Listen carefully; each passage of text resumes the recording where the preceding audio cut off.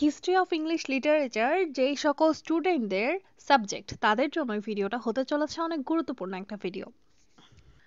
এই ভিডিওতে আমরা আলোচনা করব প্রত্যেকটা এজ, তার ডিউরেশন, তার সাব পিরিয়ড এবং সেই এজের ল্যাঙ্গুয়েজ কি ছিল, নোটেবল ওয়ার্ক কি এবং সেই সময়ের রাইটাররা কি থিম ইউজ করতো সেই সকল বিষয় সম্পর্কে। প্রথমেই শুরু করা যাক ওল্ড ইংলিশ পিরিয়ড বা অ্যাংলো সাক্সন পিরিয়ড দিয়ে, যেটা 450 থেকে 1066 পর্যন্ত বিস্তৃত ছিল।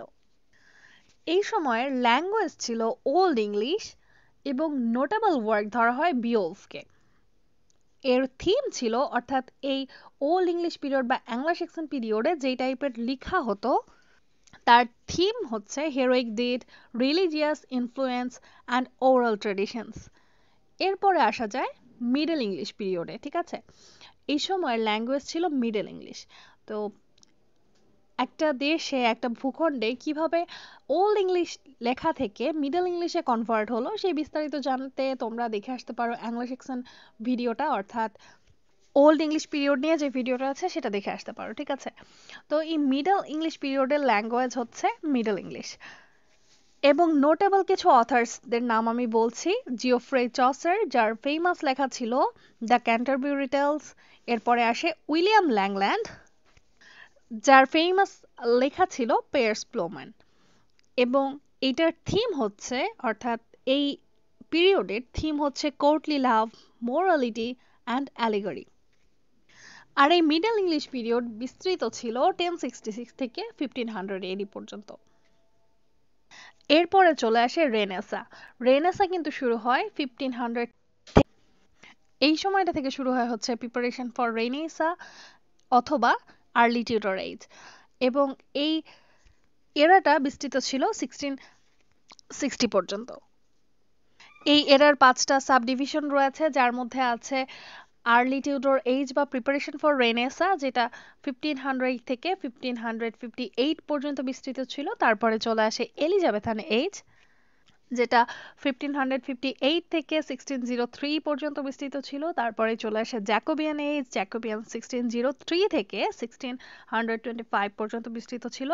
তারপরে ক্যারোলিন এজ ছিল 1625 থেকে 1649 পর্যন্ত।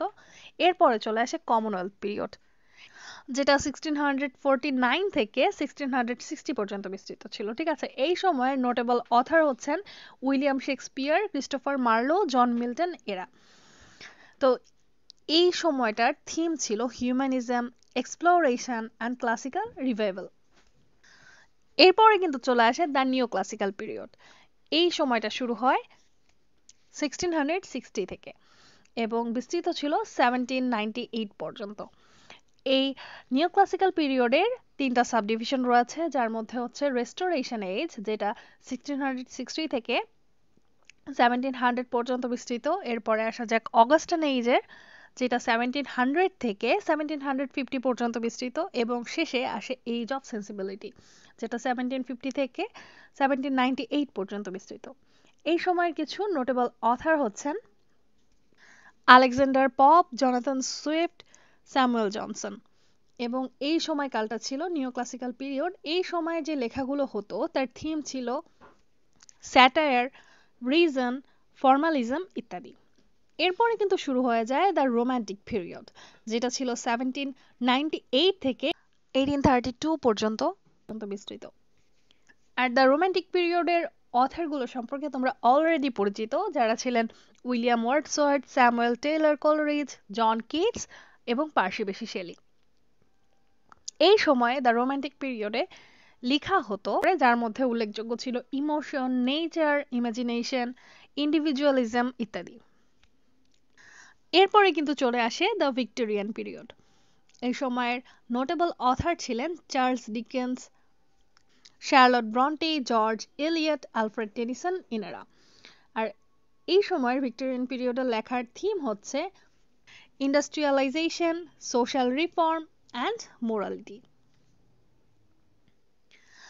এরপরে কিন্তু আসে দ্য মডার্ন পিরিয়ড, যেটা 1901 থেকে শুরু করে 1945 পর্যন্ত বিস্তৃত ছিল। আর এই সময় নোটেবল অথার ছিলেন James Joyce, Virginia Woolf, T S. Eliot, W B. Yeats ইনারা। ঠিক আছে?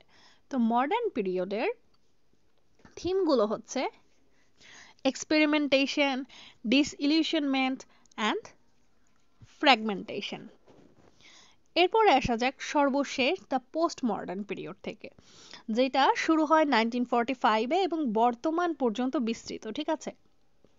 অর্থাৎ আমরা ভবিষ্যতে যাব, যতদিন থাকবো বা ভবিষ্যতে যেসব কাজ হবে 1945-এর পর থেকে যেসব কাজ হচ্ছে সব কিছু এই পোস্ট মডার্ন পিরিয়ডের অন্তর্ভুক্ত। এই সময়ের নোটেবল অথার হচ্ছে স্যামুয়েল বেকেট, এরপরে আসে স্যালমন অ্যাঞ্জেলা কার্টার এবং মার্গারেট অ্যাটউড।